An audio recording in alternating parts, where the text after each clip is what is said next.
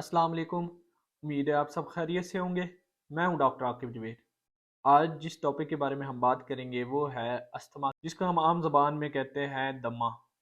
आज इस वीडियो में हम ये डिस्कस करेंगे कि दमे के मरीज़ में कौन कौन सी अलामात होती हैं और इसको हम डायग्नोस कैसे कर सकते हैं और इसका हम इलाज कैसे कर सकते हैं। सबसे पहले हम ये डिस्कस करेंगे कि ये होता क्या है। इसमें ये होता है कि जो हमारा सांस लेने वाली जो नालियाँ होती हैं वो नैरो हो जाती हैं, मतलब उनका जो साइज़ होता है वो छोटा हो जाता है। जब वह साइज़ उनका नैरो होगा तो उससे ये होगा कि हमें साँस लेने में तंगी हो जाएगी। तो अब हम ये डिस्कस करेंगे कि इसमें कौन-कौन सी अलामात आ सकती हैं।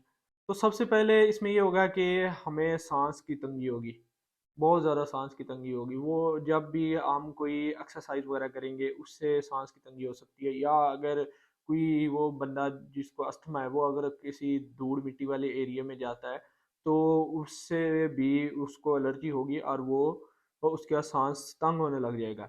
या अगर कोई स्मोकिंग कर रहा है, कोई बंदा उसके साथ बैठा है तो उसको सांस में तंगी स्टार्ट हो जाएगी।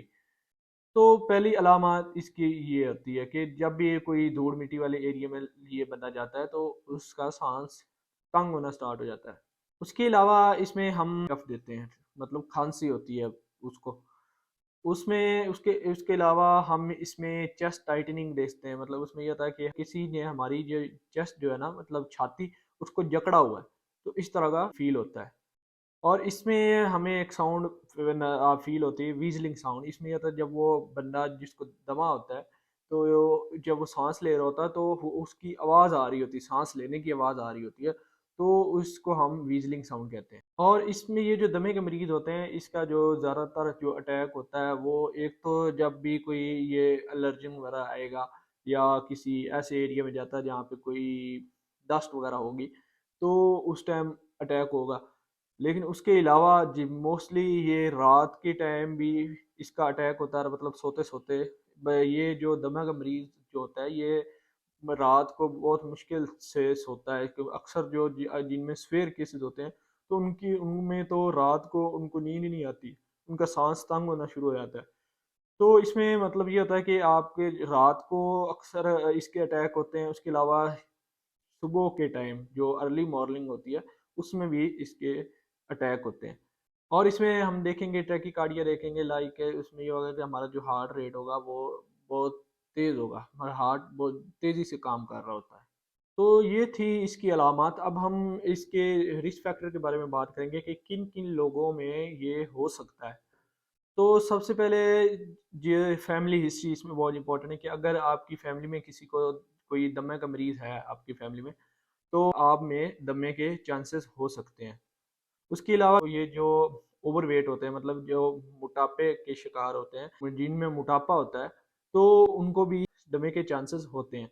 उसके अलावा ये जो स्मोकिंग करते हैं, स्मोकिंग इस इनमें भी ये दमे के चांसेस हो सकते हैं। उसके अलावा वो लोग जो ये पोल्यूटेड एरिया में रहते हैं, मतलब ऐसे एरिया जहाँ पे ये धूल मिट्टी गिरद गुबार होता है बहुत ज़्यादा, तो उनमें भी चांसेस हो सकते हैं। उसके अलावा ये जो लोग फैक्ट्रियों में काम करते हैं या ये जो फार्मर जो केमिकल्स वगैरह यूज़ कर रहे होते हैं, तो उससे भी ये दमे के उनको भी चांसेस हो सकते हैं।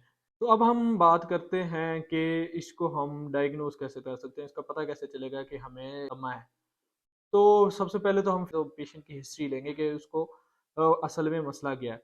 उसके बाद हम एक टेस्ट होता है, स्पायरोमेट्री टेस्ट होता है, तो वो टेस्ट करते हैं, उससे इसका पता चल जाता है। उसके अलावा हम ब्लड टेस्ट भी करते हैं। उसके अलावा इसमें हम एक आर्टीरियल ब्लड गैस एक टेस्ट होता है, उसके ज़रिए भी इसको हम डायग्नोज कर सकते हैं। उसके अलावा एक टेस्ट होता है मिथाकोलिन टेस्ट एक होता है, तो उसके ज़रिए भी हम इसको डायग्नोज कर सकते हैं। तो ये था इसके डायग्नोज करने का तरीका। अब हम इसके ट्रीटमेंट के बारे में बात करते हैं कि इसका इलाज कैसे हम कर सकते हैं। तो इसका इलाज जो होता है वो इसकी कंडीशंस के मुताबिक इसको एक इलाज किया जाता है। इसमें हम कुछ इन्हेलर यूज़ करते हैं जो हमारी जो नालियाँ बंद हुई होती हैं उनको खोलता है। उसके अलावा हम कुछ मेडिसिन यूज़ करते हैं। तो ये जो मेडिसिन और इन्हेलर हम जो पेशेंट की कंडीशन होती है उसके मुताबिक हम देख के फिर देते हैं, क्योंकि इसकी टाइप्स होती हैं जिसमें हम माइल्ड, मॉडरेट और स्वेयर फॉर्म, इनके मुताबिक जैसे जिस पेशेंट की जैसे कंडीशन होगी उसके मुताबिक इसको डॉक्टर मेडिकेशन प्रिस्क्राइब करेगा। तो अगर आपको इस तरह की कोई सिम्टम्स वगैरह फील हो रही हैं या इस तरह की कोई बीमारी है, तो आपने डॉक्टर से रजू करना है, और जैसे वो आपको मेडिसिन प्रिस्क्राइब करेगा उसके मुताबिक आपने मेडिसिन यूज़ करनी है। ये नहीं है कि आपने खुद मेडिसिन लेना स्टार्ट कर देनी है। उसके अलावा ये जो दमे के मरीज़ होते हैं इनको हम एडवाइस करते हैं कि जब ये जो धूल मिट्टी वाले एरिए होते हैं इनसे अवॉइड करें।